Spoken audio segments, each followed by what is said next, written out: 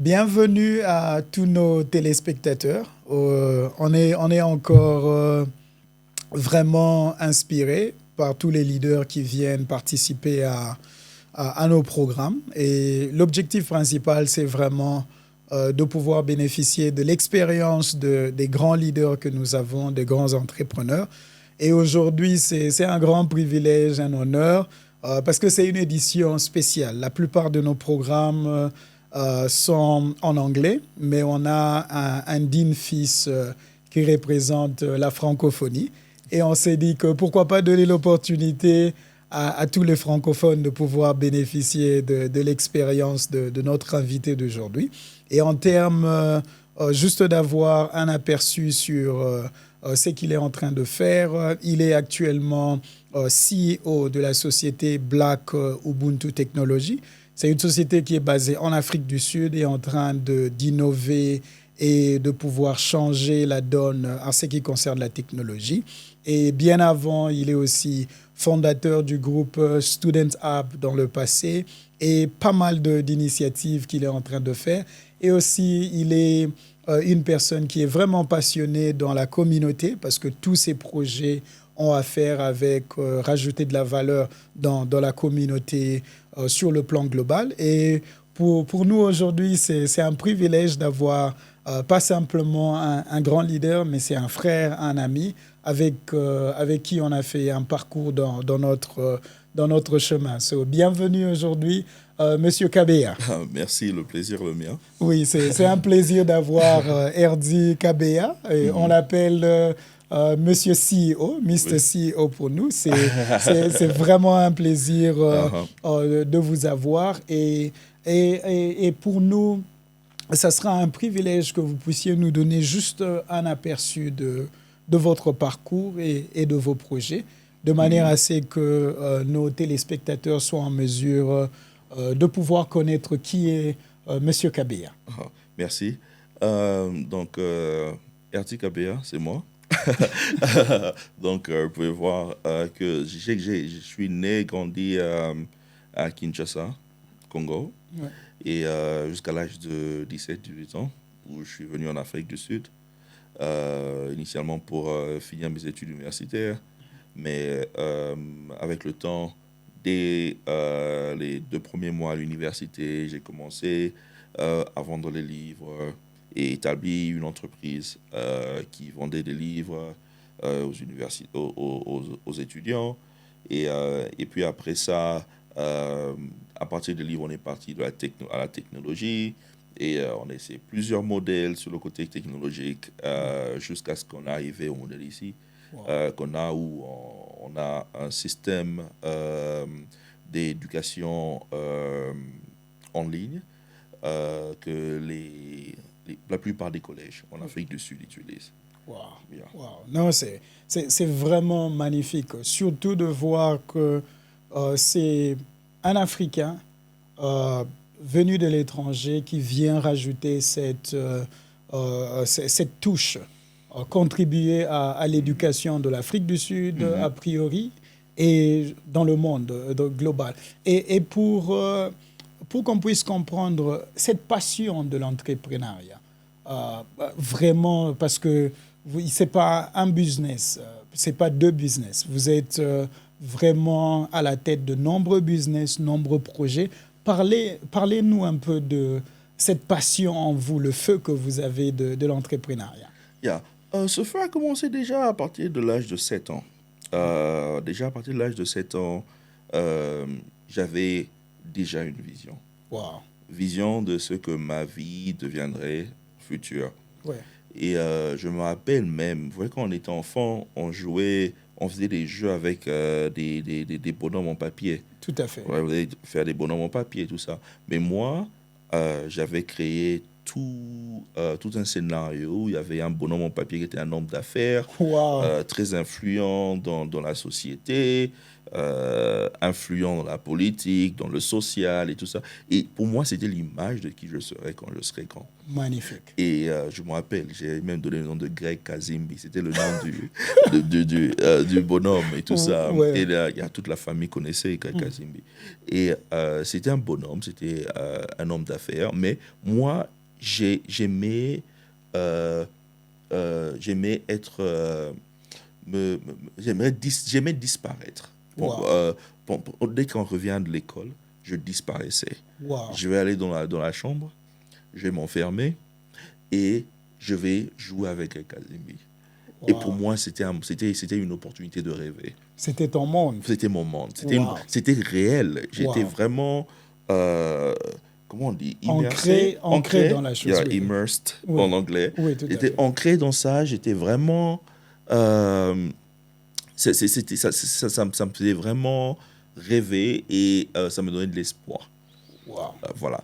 Et c'est depuis ce bas âge-là que cette vision de l'entrepreneuriat pour améliorer la condition sociale, Wow. influencer la politique, qu'on appelle policiers en anglais. Tout ce qui est comme politique. Politique Oui. économique. Oui, tout à fait. Politique économique, politique sociale, et c'est déjà depuis le très bas âge. Même à l'âge de 15 ans, j'ai écrit une lettre à l'Union africaine. Wow. Et je m'adressais à Kadhafi. Et j'ai toujours une copie, parce que j'avais d'abord écrit ça sur papier. Et j'ai toujours une copie, j'ai toujours ça. Parce que l'autre, là, on a tapé sur l'ordinateur et j'ai envoyé ça à Addis Ababa. Wow. Donc, c'est un peu ça. C'est depuis le bas âge que j'avais cette détermination-là d'influencer le social, l'économie et la politique, mais à partir de l'entrepreneuriat. Wow. Et maintenant, lorsque vous parlez de l'entrepreneuriat, parce que deux fois, c'est vraiment un environnement qui est un peu solitaire. Très et solitaire. aussi, c'est-à-dire qu'il y a beaucoup de moments de solitude et qui demandent beaucoup de courage. Et quels sont ces éléments qui vous ont aidé pendant votre parcours, dans les moments de solitude, dans les moments d'incertitude, de manière à ce que vous puissiez continuer pour réaliser ce dont vous voyez en vous? Je dirais c'est le rêve. C'est rêver. Wow. C'est savoir une vision et un rêve où il n'y a aucune autre option. Ouais. La seule option, c'est atteindre l'objectif et réaliser ce rêve. Wow. C'est la seule option.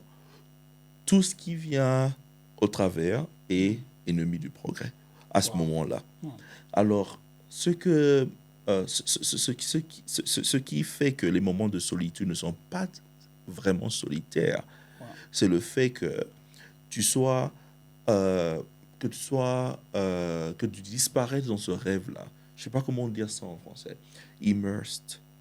You need to immerse yourself. Ouais. C'est-à-dire tu entres dans ton rêve, tu vis dans ton rêve. Tu vis dans ton rêve, voilà. Oui. Quand tu vis ce rêve-là, et les difficultés qui vont autour et tout ça, c'est juste le parcours. Ouais. Alors, une fois que tu as la vision finale, tu sais c'est quoi la destination. Ouais. Et que tu traverses des moments de solitude ou des moments difficiles, tu repars de la destination à ton point, au point où tu te retrouves. Wow. C'est comme ça que je fais. Je me dis, si c'est ça la destination, ouais. Et c'est la destination, elle est certaine. Ouais. OK? La destination est certaine. Si c'est ça la destination, alors ce genre de parcours, c'est quel genre de chemin je dois prendre, quelle décision je dois prendre maintenant pour me retrouver sur la route qui me ramène vers la destinée. Wow. Alors, soudainement, les moments difficiles, les moments de solitude ont un sens. Wow. Ça donne un sens. Wow. au moment de solitude. Ouais. Parce que la destination, tu la connais. Ouais. Et, et les moments difficiles, ça fait juste partie du parcours. Wow.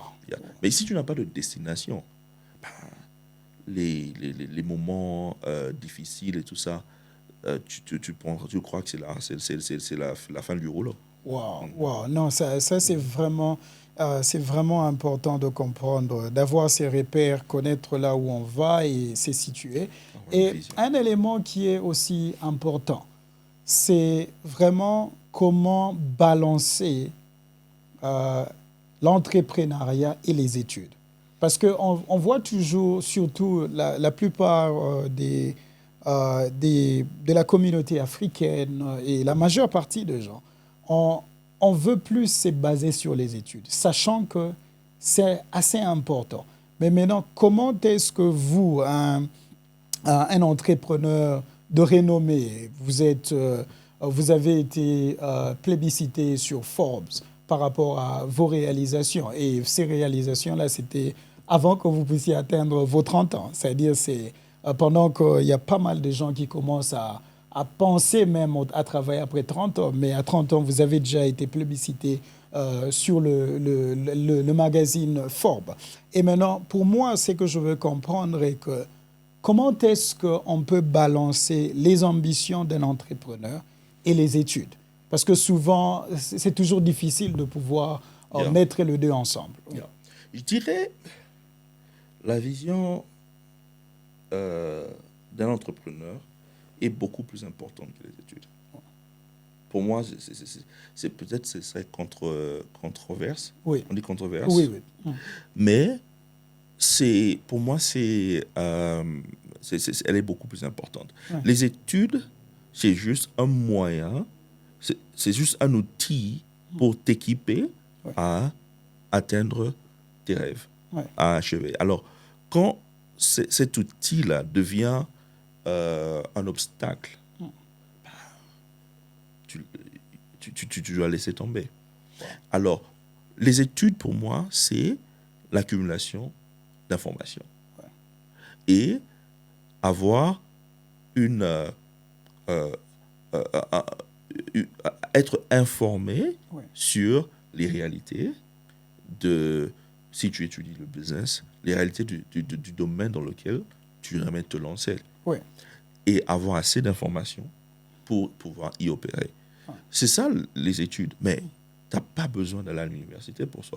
J'ai accumulé beaucoup plus de connaissances dans tout ce que je connais aujourd'hui après l'université par les livres, les documentaires. C'est tout ce que je passe mon temps à lire les livres et suivre les documentaires. Et pour moi, ça, c'est étudié. C'est étudié. Tu n'as pas de certificat. La seule différence entre les études formelles et lire les livres, suivre les documentaires et tout ça, la seule différence, c'est que là, tu as un certificat. Et de l'autre côté... De l'autre côté, tu n'en as pas. Mais moi, je me dis, mon certificat qui dit que j'ai fait 3 ans d'études de business management, je ne sais même pas où ça se trouve. Je ne sais même pas où ça se trouve. J'ai perdu ça le jour de ma graduation. Je ne sais pas où je l'ai mis. Alors, je n'ai jamais aussi cherché. C'est pour dire que si tu as besoin de ça pour le domaine de l'emploi, pour être employé, c'est nécessaire. Mais dans l'entrepreneuriat, les études, c'est juste un outil. Tu peux suivre les documentaires, tu peux lire des livres, il y a des livres, tu peux lire des livres et c'est la même chose. Le résultat est pareil. Non, magnifique. Et surtout que le domaine dans lequel vous évoluez, c'est un domaine qui est assez important parce que c'est connecté à l'éducation et vous faites le pont entre l'éducation et la technologie. Lorsque vous regardez la réalité du système académique, le système scolaire, et vous, dans l'espace où vous opérez, quels sont ces éléments que vous pensez qui pourront vraiment bénéficier au système d'éducation que nous avons? C'est-à-dire y a-t-il des éléments, parce que je sais que vous êtes une personne qui est toujours en train d'innover. Et quels sont ces éléments ou ces cours que vous pensez que ça peut faire partir de notre cursus et que ça pourra rajouter de la valeur comparée à la norme que nous avons? Ok, ça c'est une bonne question. Mais ma réponse ne sera pas directe. Je vais te dire pourquoi. Oui. Parce que le plus important, pour moi, selon moi, le plus important pour chaque nation, c'est la vision collective. Wow. Et la vision collective, aujourd'hui, elle est représentée en forme du plan gouvernemental. Qu'est-ce que le gouvernement veut faire dans les 30 prochaines années et tout ça. Et les citoyens de cette nation sont des outils, des contributeurs. Oui. On dit contributeurs. Oui. Sont des contributeurs à l'achèvement de cette vision. Wow. Alors, quand il n'y a pas de vision collective pour une nation, c'est en vain que vous allez aux études. Wow. Parce que ça devient individuel. Wow. Alors, le cursus que la nation doit adopter n'a plus de contexte. Wow. Parce que tu as besoin de contexte. Pourquoi on doit étudier la philosophie? Pourquoi on doit étudier la science? Pourquoi? C'est parce que, collectivement, notre nation veut se positionner en tant que cette nation, et c'est ça sa contribution dans le monde. Wow. Alors, sans ce genre de vision collective pour une nation, c'est difficile de dire quel cours il faudrait suivre. Quand vous allez en Chine, vous allez aux États-Unis, vous allez dans l'Union européenne, le cursus éducationnel, et où même ils donnent des bourses pour les étudiants. Ils vont même financer que tu as étudié ça ailleurs, dans d'autres nations beaucoup plus avancées dans le domaine. Ils vont le faire parce que le pays a une vision collective pour les citoyens. Alors, tu reviens contribuer sur cette vision-là. Alors, c'est très difficile. Je suis dans l'éducation vocationnelle, ici en Afrique du Sud. On doit normalement produire les artisans, les ouvriers, les plombiers et tout ça. Mais il n'y a pas de contexte. Pourquoi? Il n'y a pas de contexte. Alors, du coup, il y a des milliards de dollars dépensés chaque cycle, un cycle de 3 ans, des milliards de dollars dépensés chaque cycle. Parce que l'Afrique du Sud dépense plus de 3 à 4 milliards de dollars dans l'éducation professionnelle. Et le problème, c'est que la vision collective n'est pas là. Alors, ce qui fait que le taux de chômage est très élevé parce que les gens étudient des cours qui donnent des aptitudes qui ne sont pas qui ne matchent pas la réalité économique du pays. Alors, c'est ça, au fait, le problème. Et quand vous allez au Congo, vous allez partout en Afrique, on a ce même fléau-là. Manque de vision collective et du coup, chacun est en train de suivre un parcours individuel et du coup, il n'y a pas de synergie. Alors, vous n'avez le leadership sur rien. Parce qu'il n'y a pas de synergie. On sait que ce que eux, ils étudient, c'est ce que là, ils utilisent. Alors, quand vous venez maintenant dans le marketplace, le marché d'emploi, alors c'est Frankenstein. Ça ne marche pas. Il n'y a pas de synergie.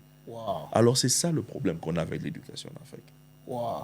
Et maintenant, sur base de ça, étant un expert dans le domaine, quels sont les éléments pratiques dont nous avons besoin en Afrique qui peuvent nous aider? Je comprends que vous avez parlé de la vision commune, de la synergie. Hormis ces éléments, y a-t-il d'autres éléments importants pour nos gouvernements et les gens qui sont dans la législation, qui sont en train de légiférer les lois, tout ça, qui peuvent aider de manière à ce que nous puissions atteindre ces objectifs? Ces objectifs-là. Oui.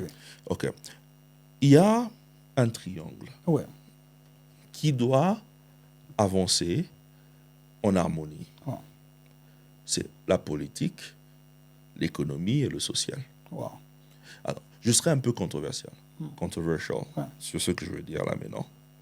Parce que dans ton audience, il y a sûrement des des gens qui ont une certaine croyance sociale, Ouais. soit culturelle ou religieuse ou quoi que ce soit. Quand tu regardes chaque nation, grande nation, que ce soit l'Union européenne, quand ils ont décidé qu'ils devaient former un bloc, Ouais. les États-Unis, quand ils ont décidé de ramener tous les 50 États, Ouais.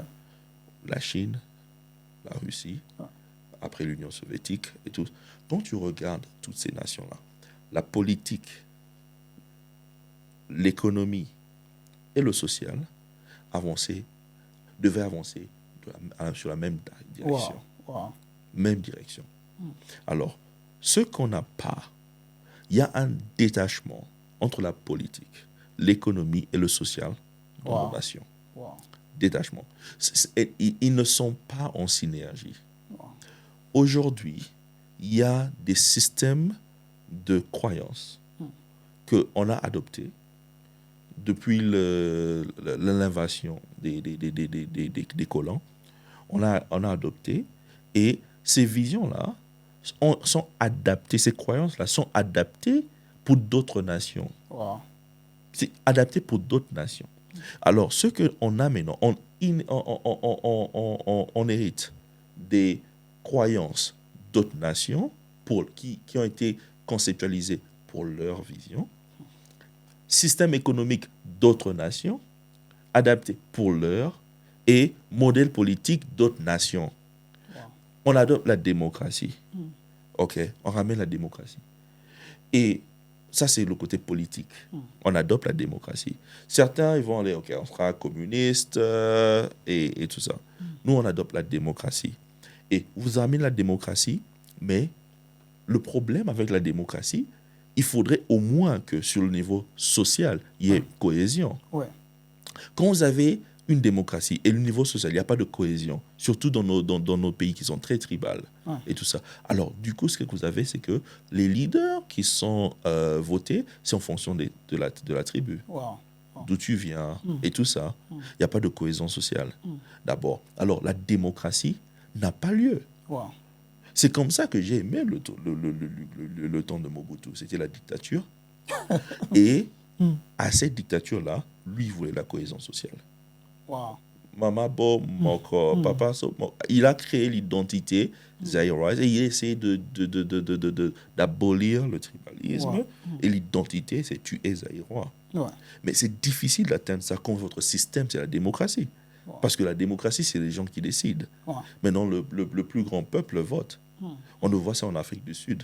Système démocratique, pas de cohésion nationale. Là, maintenant, Jacob Zuma, il a son parti qui est majoritairement Zoulou.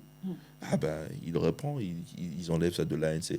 C'est pas parce qu'il y a une vision politique, nécessairement, mais c'est parce qu'il y a une appartenance ethnique ou tribale. Il n'y a rien de mal dans ça. C'est pas que je ne donne pas d'opinion sur sa politique. Mais ce que je suis en train de dire, c'est la réalité. On le voit au Congo. Le président Luba et la majorité des Luba vont supporter. On va aller, ils vont soutenir un Luba.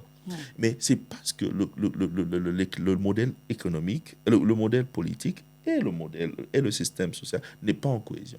Il faudrait d'abord établir la cohésion sociale, avoir l'identité. En France, ça marche. Parce qu'ils ont l'identité française. Voilà. Ils ont l'identité française. Et ce qu'ils veulent, c'est le développement de la France. Voilà. Alors, mais chez nous, on ne parle même pas la même langue.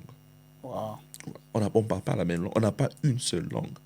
Voilà. Alors, ce système social-là, déjà, est désintégré. Alors, quand vous regardez ça, les Chinois ont compris ça. La politique, le modèle économique et le social avancent en unisson. Et c'est comme ça qu'ils sont en train de se développer. Et tout ce qui est comme propagande, qui va changer la cohésion sociale ou influencer le système économique, ils bloquent. Ils bloquent. Vous n'avez pas accès à notre territoire. Pas vos médias. On ne va pas aller. Ils n'utilisent pas Twitter, ils n'utilisent pas Facebook. On va créer le nôtre parce qu'on veut créer une vision commune et une façon de penser qui ne sera pas influencée par les autres. C'est comme ça qu'ils avancent. Les Russes font le même.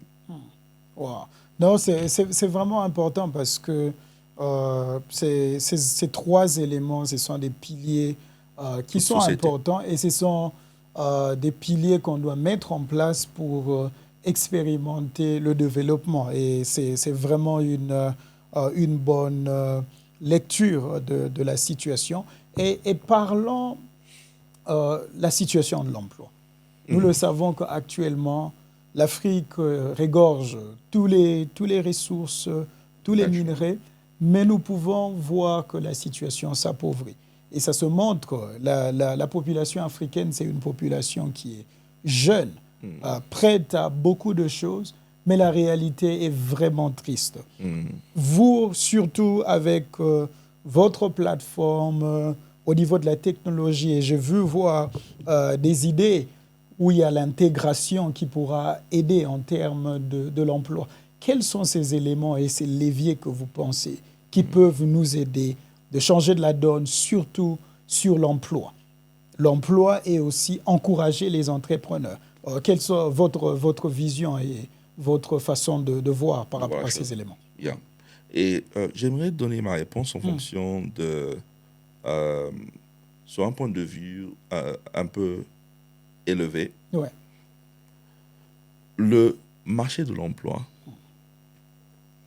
tel que nous le connaissons, c'est une conséquence du système économique, du modèle économique. C'est une conséquence. Ouais. Le modèle, le système économique dicte s'il y aura qui dicte la condition du marché de l'emploi. Ouais. Alors, quand on veut résoudre ce problème de l'emploi, il faudrait d'abord résoudre les questions économiques.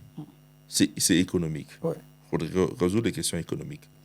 Et au niveau économique, l'Afrique ne sait pas quel rôle jouer dans le monde. On parle de géopolitique. On parle de trois mondes. On a toujours entendu le premier monde, first world, premier monde. On dit premier monde. Oui, tout à fait. Le premier monde et le troisième monde. Ouais. Mais il y a aussi un deuxième monde. On n'en parle pas. Le deuxième monde, c'est les pays asiatiques. Wow. Alors, dans ce triangle géopolitique, le troisième monde, économiquement, est consommateur. Ouais.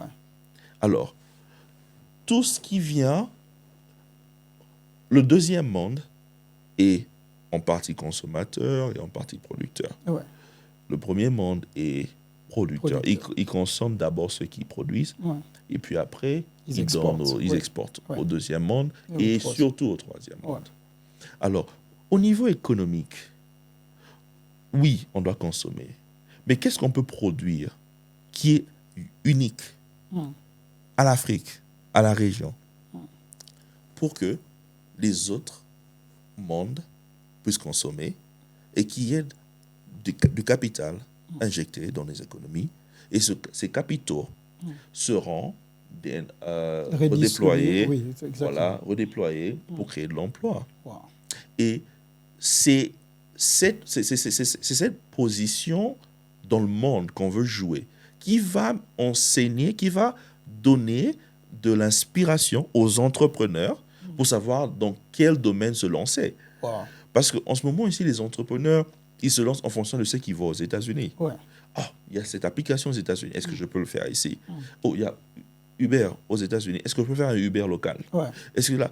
Mais vous copiez, les réalités ne sont pas pareilles. Tout à fait. Ils peuvent le faire. Parce qu'ils ont une réalité différente de la nôtre. Ouais. Vous venez dire, on a des réalités complètement différentes. Ouais. Et eux, ils le font parce qu'ils savent que ce n'est pas seulement pour leur marché, ils pourront l'exporter. Mais nous, on le fait. Pourquoi? Pour copier. Il n'y a pas de vision pour dire comment on va capturer une grande partie du monde avec nos produits made in Africa. So, on n'a pas ça. Alors ça aussi, c'est parce que l'Afrique ne sait pas encore quel rôle jouer sur le monde, dans l'écosystème, dans la géopolitique. On ne sait pas. Exactement. On est consommateur et on est la source des matières premières. On est consommateur des produits finis. Wow. Et c'est ça le rôle de l'Afrique. Alors, si on ne change pas ce système économique-là, le marché de l'emploi va rester tel qu'il est. Il n'y aura aucun changement. Il va rester tel qu'il est. Wow. Wow. Non, mais c'est vraiment, inspirant d'écouter cette vision. Et maintenant, parlons de ça. J'aimerais vous donner l'opportunité de parler de vos projets actuels. Parce que je sais que l'impact de vos projets se situe au niveau de résoudre beaucoup de maux que nous avons en Afrique actuellement. Actuellement, l'un des plus grands problèmes qu'on a en ce moment ici, c'est avec l'avancement de la technologie, le comportement de l'être humain change et s'adapte. Oui, tout à fait. Et le système éducatif dans lequel nous trouvons, d'ici 10 à 15 ans, ne sera plus le même. Ouais. Alors, il faudrait qu'on voie, qu'on ait une vision sur 15 ans, 20 ans. Ouais. C'est quoi qu'on fait maintenant là pour atteindre là? Et dans notre interview en anglais, vous avez suivi, je parlais, je ne sais pas, on a parlé de ça en français ou en anglais? On parlait de ça en anglais, oui. En anglais, je crois.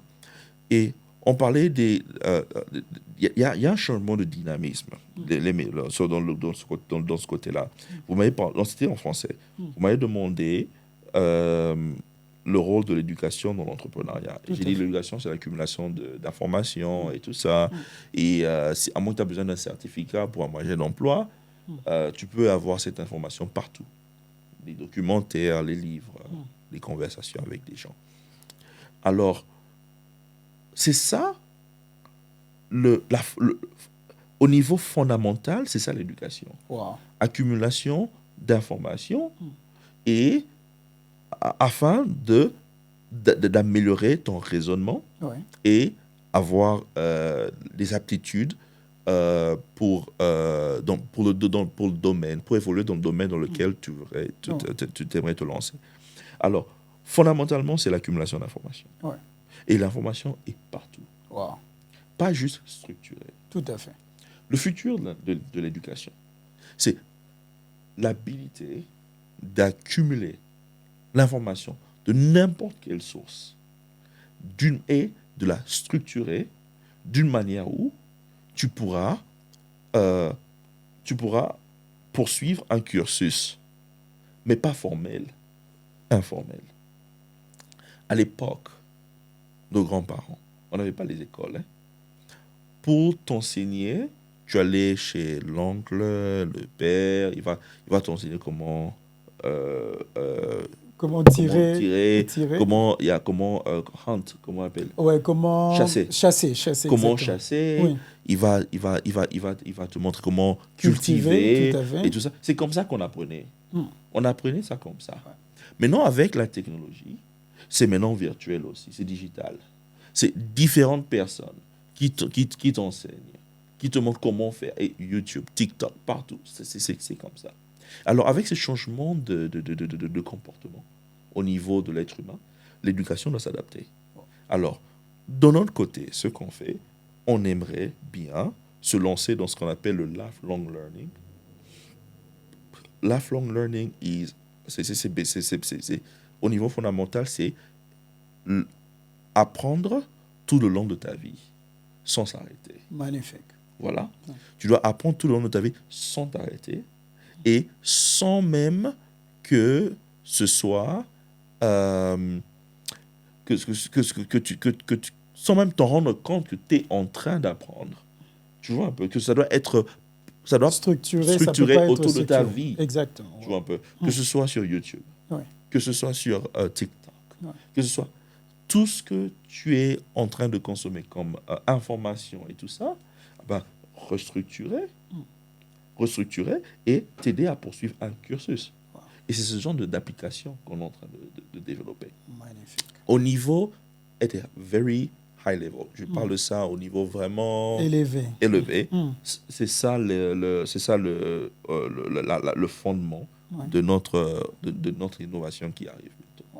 Oh, non, magnifique. On est impatient de voir ce que Black Ubuntu Technology va déployer dans les mois qui viennent. On est vraiment impatient. Et une fois de plus, on apprécie votre contribution. Et pour conclure, on aimerait juste que vous puissiez encourager des entrepreneurs là-bas, surtout les entrepreneurs africains qui ont beaucoup de difficultés en termes, voire même des fonds, en termes de la technologie, tout ça. On souhaite que vous puissiez parler du fond profond de votre cœur et prodiguer des conseils ou des éléments pratiques qui vont aider ces entrepreneurs à pouvoir atteindre leurs objectifs et pourquoi pas suivre votre route. Merci. En ce qui concerne les entrepreneurs, financement, avoir accès aux fonds est primordial. Mais après mon parcours de plusieurs années, plus d'une décennie maintenant, après ce parcours, j'ai réalisé que le financement ou les fonds chassent la vision en fait. Si tu as une vision et que tu es en train de résoudre un problème, apporter des solutions à un problème fondamental ou un problème difficile à résoudre, les fonds vont se matérialiser, ils vont te suivre. Wow. Les fonds vont te suivre. Le problème qu'on a en fait, c'est que beaucoup d'entrepreneurs, je fais partie d'un groupe d'investisseurs en Afrique du Sud, Lion Cage. Et il y a on reçoit beaucoup de demandes des entrepreneurs partout en Afrique qui cherchent des financements. Ouais. Alors, ça arrive par email et on revoit. Le plus grand problème que tu vois avec tous ces entrepreneurs qui lancent des produits maintenant, c'est que le problème qu'ils essayent de résoudre ne sont pas fondamentales. Wow. Ne sont pas fondamentales. Dans une économie où l'argent est très rare, l'argent va où c'est fondamental. Fondamental, quand tu parles de la sécurité alimentaire, l'éducation, la santé, et ça c'est fondamental. Le transport, la communication, c'est fondamental. Mais quand tu viens maintenant avec une application pour t'aider à trouver, à changer la couleur de ton chien, attends, tu dis l'intelligence artificielle, oui, attends, une meilleure façon de prendre des photos, c'est pas fondamental. C'est pas fondamental. Alors, c'est difficile que les capitaux puissent suivre. Mais j'ai vu des entrepreneurs avoir accès aux fonds en fonction des problèmes qu'ils résolvent et de l'originalité de la solution. Alors, aux entrepreneurs africains, moi je dirais, faudrait poursuivre à résoudre des problèmes difficiles, fondamentaux, et le faire d'une manière originale, adaptée aux réalités africaines. L'argent va suivre. L'argent va suivre. Quelqu'un viendra. Et puis, on va te dire, non, mais il faudrait aussi, j'ai parlé aussi de network. J'ai parlé, non, tu dois avoir un réseau. Mais si tu fais quelque chose d'attirant, les gens viendront. Les gens viendront. Le réseau va s'épandre. Des gens que tu ne connais pas, des individus que tu n'as jamais connus, viendront frapper à ta porte. Parce que ce que tu fais est intéressant et attirant. C'est ça. Je suis arrivé en Afrique du Sud, je ne connaissais personne. Mais au fur et à mesure que tu développes des solutions et que les gens aiment et ils trouvent ça attirant et que tu résous des problèmes difficiles, alors les gens veulent te connaître. Les gens veulent devenir tes amis, ils veulent ils vont faire partie de ton réseau. Et c'est comme ça que tu avances. Mais tu peux venir dans un pays où tu connais personne et bâtir un réseau. Non, magnifique, magnifique. Et une fois de plus, vraiment, cette édition spéciale, je sais qu'il y a pas mal de gens partout dans le monde qui apprennent de vous comme un grand leader en Afrique, un grand entrepreneur. Et pour nous, dans notre plateforme My Journey to the Top, c'est un plaisir de vous recevoir ici et d'apprendre de votre parcours qui est vraiment inspirant. So, une fois de plus, Herdy Kabeya, le CEO de Black Ubuntu Technology, était avec nous et c'est un plaisir. Et nous remercions tous les téléspectateurs qui nous ont suivis et nous sommes impatients de pouvoir avoir un autre invité de marque et vous allez apprendre. Une fois de plus, grand merci et nous vous souhaitons une bonne journée et surtout plein de succès dans vos affaires. Merci beaucoup. Merci beaucoup. C'est un plaisir.